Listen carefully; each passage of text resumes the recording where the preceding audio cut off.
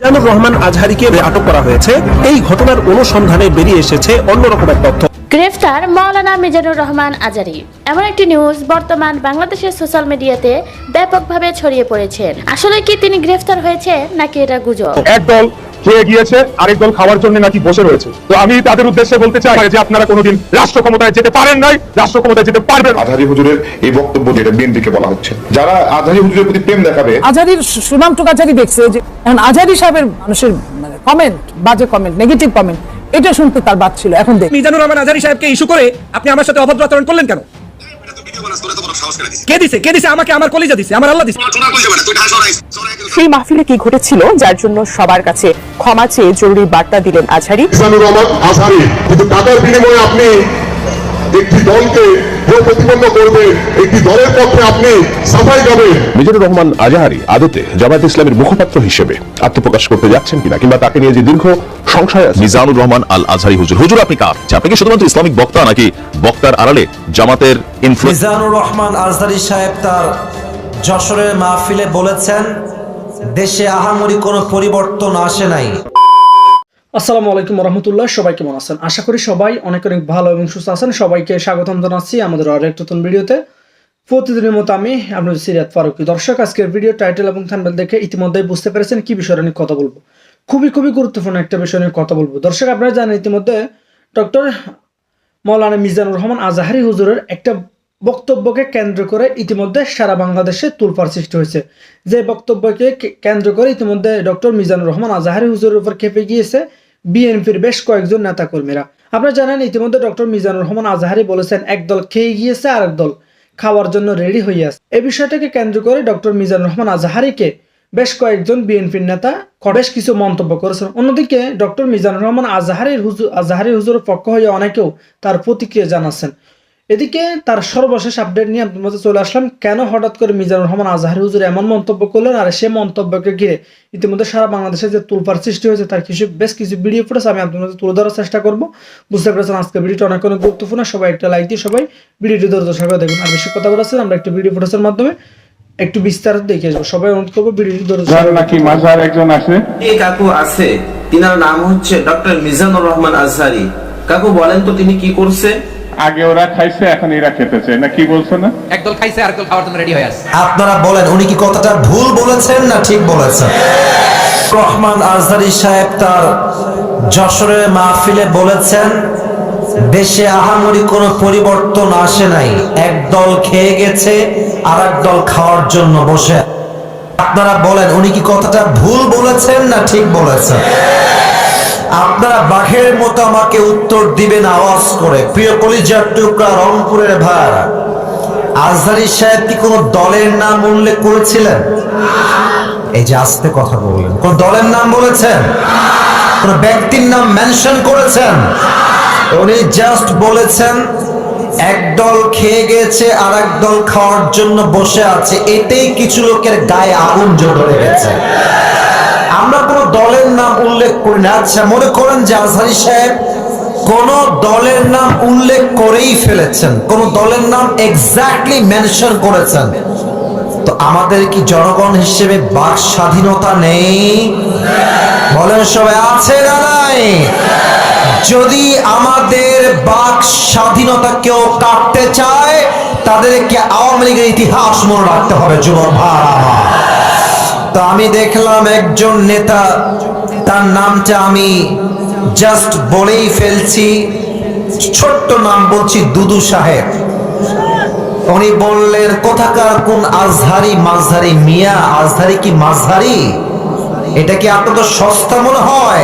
আজহারী এটা হচ্ছে বাংলাদেশের ব্র্যান্ডের নাম। যুবক ভাই, আচ্ছা আপনি বলেন, এই যে একজন নেতা, দলের নেতা একজন আলেমকে বলছে আজহারী মাঝহারি কোথাকার কে, এটাই প্রমাণ যে সে মানুষটা শিক্ষিত হতে পারে না। একজন শিক্ষিত মানুষ আলেমকে কথা বলবে পরিপূর্ণ শ্রদ্ধার সাথে, সম্মানের সাথে। রংপুরের ভাই আমার, আচ্ছা আপনি আমাকে বুঝায় বলেন, মনে করেন যে আজহারী সাহেব কোন একটা কথা ভুলই বলেছেন, আমরা কারো অন্ধভক্ত নই, আমরা অন্ধভক্ত নই। ভুল হলে ভুল, ঠিক আছে, আপনি দ্বিমত পোষণ করবেন, এটা একটা আদব আছে, এটা সম্মান আছে। আপনি বলবেন যে আমাদের সকলের প্রিয় মিজানুর রহমান আজহারী সাহেব কথা বলেছেন, আমার মনে হয় ব্যাপারটা এরকম না হয়, এরকম হলে আরো ভালো হতো। আপনি রেসপেক্ট দিয়ে বলেন। আপনি যখন আজহারীকে মাঝহারি বলে গালি দেন, কলিজার টুকরা চোখটার রক্তক্ষরণ শুরু হয়ে যায় যুবক ভাই। তবে হ্যাঁ, একজন বললেন যে আজহারী সাহেব আসেন, আপনি রাজনীতির নাম লেখান, আপনি রাজনীতি করেন, আপনি ওই দলে যান, সেই দলে যান, যশোরের মাহফিল আপনার ইউটিউবে আজকে সার্চ দিবেন, জুম করবেন যশোরের মাহফিলটা, ড্রোন ফুটেজ বা পেছনের ফুটেজ দেখবেন, যত মাহফিলে অডিয়েন্স এসেছে 95 ভাই যুবক ভাই আছে মাহফিলে এসেছিল। সবাই কি জামাত ইসলাম? তারা সবাই কি শিবির নাকি? তারা মিয়া, ঘোল খাওয়াই লাভ নাই, এইসব ঘোল আর বাংলার মানুষ খাবে না যুবক ভাই। জামাত ইসলাম নয়, বিএনপির লোকরাও আজহারীকে কলিজা থেকে ভালোবাসে যুবক ভাই। ওই যে যশোরের মাহফিল, আওয়ামী লীগও ছিল, বিএনপিও ছিল, যুবকও ছিল, মায়েরাও ছিল, বোনেরাও ছিল। অতএব আমাদের ভালোবাসা দলের জন্য নয়, জামাতের জন্য নয়, কোন ব্যক্তির জন্য নয়, আমাদের ভালোবাসা একমাত্র কোরআনের ভালোবাসা, একমাত্র আল্লাহর জন্য ভালোবাসা এটা।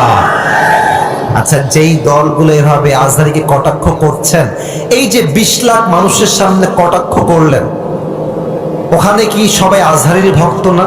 তো আপনি যে গালিটা দিলেন, যার বুকে আপনি আঘাত দিলেন, আচ্ছা ভাবেন যে আজহারী সাহেবকে আমি ভালোবাসি, কথার কথা, তো আমার ভালোবাসার মানুষকে যে গালি দিবে, আমি কি তাকে আর ভোট দিব নাকি? কথা বলেন, ভোট দিব নাকি?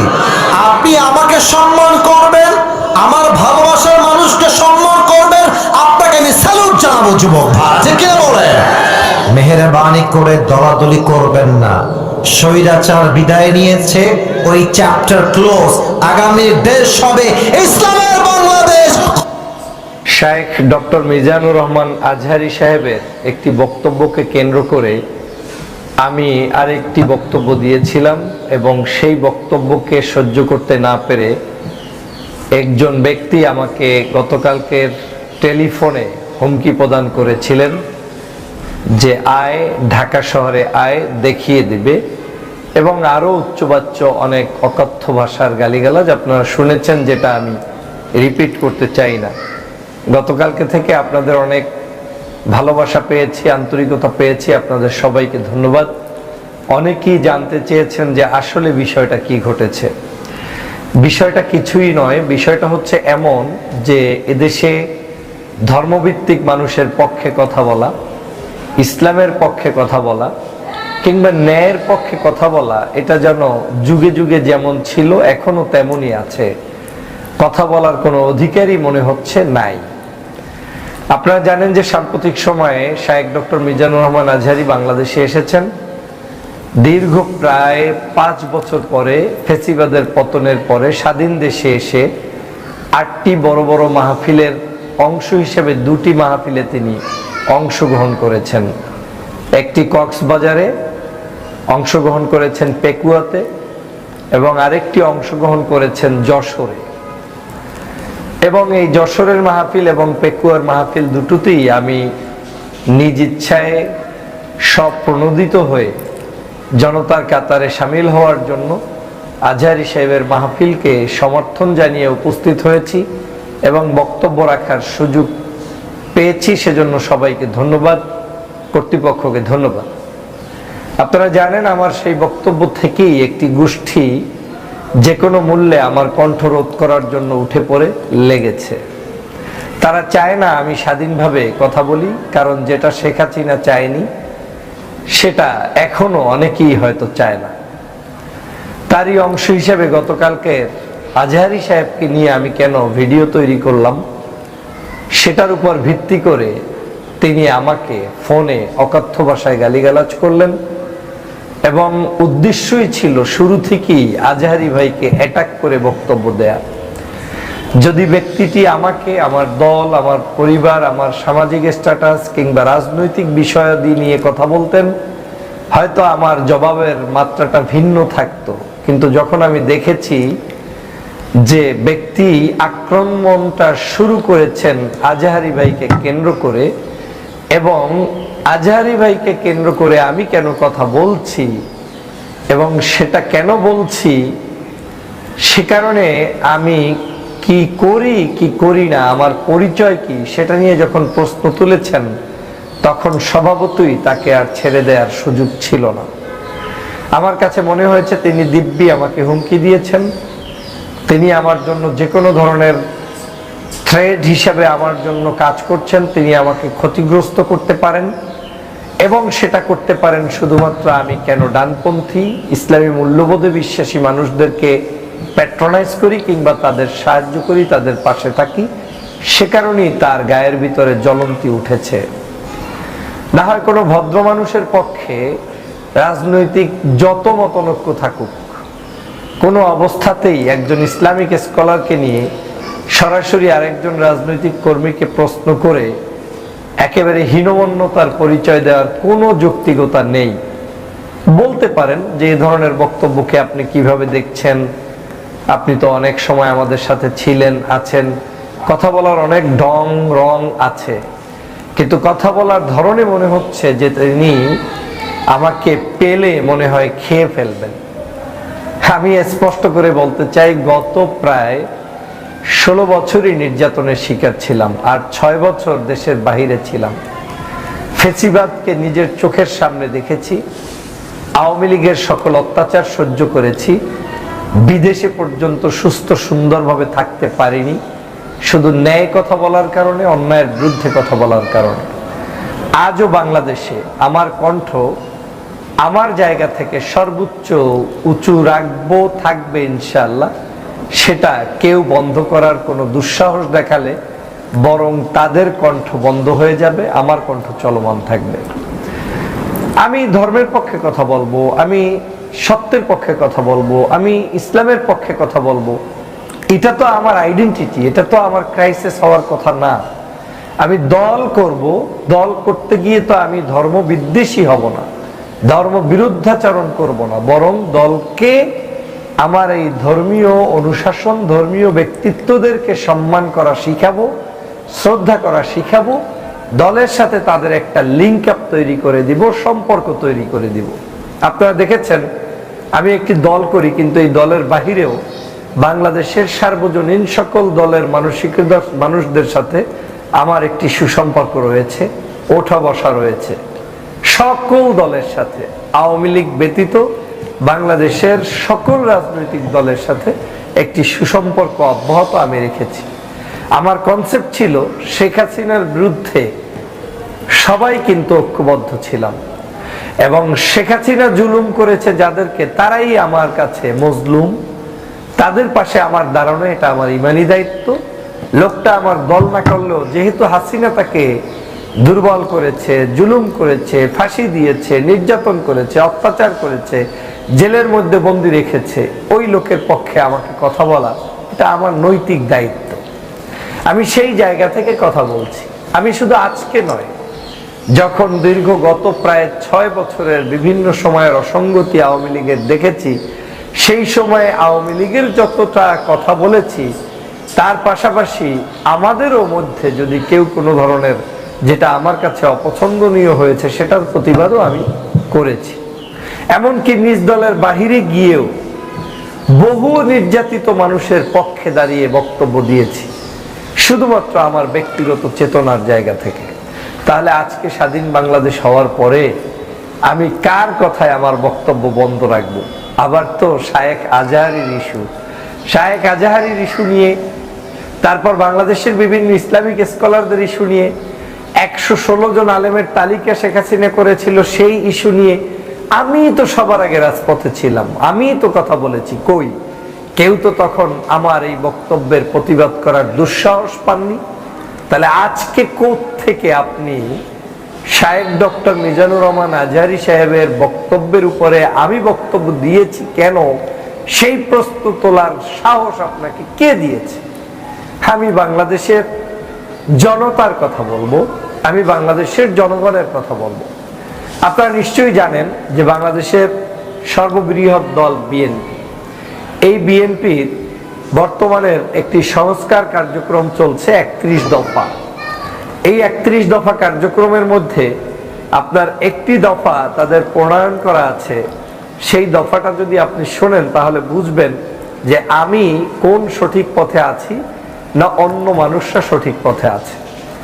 31 দফার 6 নম্বর দফায় আছে আস্থা ভোট, অর্থ বিল, সংবিধান সংশোধনী বিল এবং রাষ্ট্রীয় নিরাপত্তায় প্রশ্ন জড়িত এমন সব বিষয় ব্যতীত অন্য সব বিষয়ে সংসদ সদস্যদের স্বাধীনভাবে মতামত প্রদানের সুযোগ নিশ্চিত করার লক্ষ্যে 70 অনুচ্ছেদ সংশোধনের জন্য তারা পরীক্ষা নিরীক্ষা করে দেখবেন এবং বিবেচনা করবেন। তাহলে আমার দল কত উদার, তিনি 70 নম্বর অনুচ্ছেদ পর্যন্ত মুক্ত স্বাধীনতার জন্য, মানে যারা সংসদ সদস্য হবেন তাদেরকেই এই আইন থেকে বাহিরে রাখবেন যাতে তারা স্বাধীনভাবে বক্তব্য দিতে পারে। তা আপনি আমি এখন পর্যন্ত তো সংসদ সদস্যই না, একজন সাধারণ কর্মী হিসাবে আমি আমার ধর্মীয় স্কলারের পক্ষে মতামত দিব, আমি আমার বাংলাদেশের স্বাধীনতা সার্বভৌমত্বের পক্ষে আমার একটা সুচিন্তিত মতামত দিব, তাতে তো কারো জ্বলন্তি হওয়ার কথা না। যেমনটা আজকে অনেকে অনেক বক্তব্য দিচ্ছেন পক্ষে কিংবা বিপক্ষে, সমস্যা তো কিছু নেই, যারা দিচ্ছেন তাদেরকে ওয়েলকাম, আমি যেটা দিচ্ছি সেটাকেও ওয়েলকাম জানানোর মানসিকতা থাকতে হবে। কিন্তু কোত্থেকে কোন হনুরে এসে আপনি দলকে ক্ষতিগ্রস্ত করছেন, দেশকে ক্ষতিগ্রস্ত করছেন, আবার আমাকে বক্তব্য দিতে দিবেন না, এটা জাতি কোনোভাবে মেনে নেয়নি, যার প্রমাণ গতকালকে থেকে দেখেছেন। আমি শুধুমাত্র দেশের স্বার্থে, জাতির স্বার্থে এই বিষয়গুলো নিয়ে নতুন করে আর কথা বলতে চাই না। কিন্তু যেই ভদ্রলোকটি এই অপকর্মটি করেছেন, শিক্ষা নিয়ে নিন যে কখনো স্পর্ধা দেখাবেন না ডক্টর ফয়জুলকে ইন্টারাপ্ট করার অ্যাবাউট মাই টকিং। আমি কি বলবো কি বলবো না সেটা নিয়ে কারো কোনো অধিকার এই বাংলাদেশের নেই।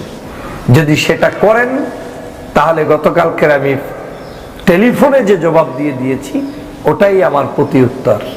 আমি বাংলাদেশে আছি, আমি ঢাকা শহরে আছি, আমি বাংলাদেশেই থাকবো, আমি বাংলার জনগণকে নিয়ে এই কথা বলবো। কারো অধিকার নাই আমার কণ্ঠ রোধ করে নতুন কিছু শিখিয়ে দেয়ার। প্রিয় সহযোদ্ধা ভাইরা, বাংলাদেশ এই দেশের ধর্মপ্রাণ মুসলমানদের দেশ। আমাদের মধ্যে অনৈক্য থাকবে, বিভাজন থাকবে, বিভিন্ন ধরনের কথাবার্তা থাকবে, কিন্তু আমাদেরকে ঐক্যবদ্ধ হতে হবে। ইসলামের বিরুদ্ধে কোনো ষড়যন্ত্র মেনে নিব না। ধর্মীয় স্কলারদেরকে স্বাধীনভাবে মত প্রকাশ করতে দিব, তাদেরকে নিয়ে কারো কোনো বাজে মন্তব্য আমরা সহ্য করব না। আমরা দল করব, রাজনীতি করব, সব করব, কিন্তু আমাদের মাথার তাজদেরকে আমরা সম্মান করব। সেই জায়গায় কোনো ধরনের ছাড় দেয়া হবে না ইনশাআল্লাহ। প্রিয় ভাইরা, আপনারা জানেন যে এই মুহূর্তে বাংলাদেশের একটি গভীর ষড়যন্ত্র চলছে। সেটা হচ্ছে বাংলাদেশের যারাই সত্যের কথা বলবে, ধর্মের কথা বলবে, ইসলামিক বিষয়গুলো নিয়ে কথা বলার চেষ্টা করবে, তাদেরকে যে কোনো না যে কোনো ট্যাগ লাগিয়ে তারপরে উপস্থাপিত করা হয়। জন্মের পর থেকে এখন পর্যন্ত আমি একটাই দল করি এবং সেই দলটা থেকে আমি 2018 সালের নির্বাচনে মনোনয়ন প্রত্যাশী। শুধুমাত্র আপনারা জানেন যে বাংলাদেশের একজন অনৈতিক ব্যক্তি যিনি ইতিমধ্যেই বাংলাদেশে বিতর্কিত হয়েছেন, ব্যারিস্টার শাহজাহান ওমর বীরুত্তম, যিনি আওয়ামী লীগের সাথে আতাত করেছেন, সেই আসনের আমি একজন প্রার্থী। শাহজাহান ওমর ছিলেন বিধায় 18 সালে আমাকে নমিনেশন থেকে দেওয়া হয়নি, কিন্তু আমার বিশ্বাস এই আসনটি আমার, এই আসনে আমি নির্বাচিত হব ইনশাআল্লাহ, এবং দলমতের ঊর্ধ্বে উঠে জনতা আমার পক্ষে থাকবে। কিন্তু একটি মহল অসহ্য হয়ে যাচ্ছে, যদি আমি ঢুকে যাই সংসদে কিংবা আমি ঢুকে যাই এই দলের ভালো কোনো জায়গায়, তাহলে তাদের এই যারা দলটাকে বিভিন্নভাবে বিভিন্ন ধরনের ষড়যন্ত্রের মধ্যে রেখে পার্শ্ববর্তী দেশের দালাল বানাতে মরিয়া হয়ে উঠেছে, তাদের হয়তো কোণঠাসা মনোভাব চলে আসবে। সে কারণেই আমাদের মতো মানুষদেরকে এরকম কিছু তুচ্ছ তাচ্ছিল্য ব্যক্তিরা, যাদের মূলত কোনো কন্ট্রিবিউশন নেই দলের জন্য, 16 বছরে যাদের কোনো অবদান নেই দলের জন্য, তারা এরকম অ্যাটাক করে বক্তব্য দিবে। আমি ততক্ষণ পর্যন্ত এই দলের মধ্যেই থেকে আন্দোলন সংগ্রাম অব্যাহত রাখতে চাই যতক্ষণ পর্যন্ত দল আমাকে অপ্রয়োজনীয় মনে না করবে। এই দলে আমি তারেক রহমান সাহেবের নির্দেশনায় কাজ করছি, খালেদা জিয়ার নির্দেশনায় কাজ করছি, শহীদ জিয়ার আদর্শে অনুপ্রাণিত হয়ে কাজ করছি। অতএব এই দলের মধ্যে যদি বামপন্থীও কেউ থাকার অধিকার রাখে তাহলে ডানপন্থী লোকদেরও থাকার অধিকার আছে, সেটাই শহীদ জিয়ার শিক্ষা। প্রিয় বন্ধুরা আমার, আমি বাংলাদেশের মানুষের যে ভালোবাসা পেয়েছি সেই ভালোবাসা সকল দলের উপরে, মতের উপরে, রাজনীতির উপরে, সব কিছুর উপরে। অতএব এর চেয়ে বড় কোনো প্রাপ্তি নেই। দেশের প্রয়োজনে আমাকে যদি কোনো বড় সিদ্ধান্ত নিতে হয় আমি সে সিদ্ধান্ত নিতেও প্রস্তুত আছি। আমার এমপি মন্ত্রিত্ব বড় কথা নয়, আমার দেশ, আমার দেশের মানুষ, তাদের পাশে আমি প্রয়োজনে নিউট্রাল জায়গা থেকে ভূমিকা পালন করে হলেও দেশের মানুষের সাথেই থাকবে। এটাই আমার কমিটমেন্ট। এটা শুরু থেকে বলেছি, আজও বলছি, ভবিষ্যতেও বলবো। অতএব দলবাজি করতে গিয়ে কোনো ধর্মভিত্তিক মানুষের বিরুদ্ধাচরণ আমার মুখ থেকে যেন না হয়, আল্লাহ যেন সেই তৌফিক আমাকে দেয়। আমিন। সবাই দোয়া করবেন, ভালো থাকবেন, সুস্থ থাকবেন। তো প্রিয় দর্শক, এই বিষয়টি আপনার মতামত দ্রুত কমেন্টে জানিয়ে ফেলুন। আর এখনো যদি আমাদের চ্যানেলটিতে নতুন থাকলে প্লিজ দয়া করে আমাদের চ্যানেল সাবস্ক্রাইব করে সাথে থাকবেন। সাথে থাকার জন্য সবাইকে ধন্যবাদ। ভালো থাকবেন, সুস্থ থাকবেন। আল্লাহ হাফেজ।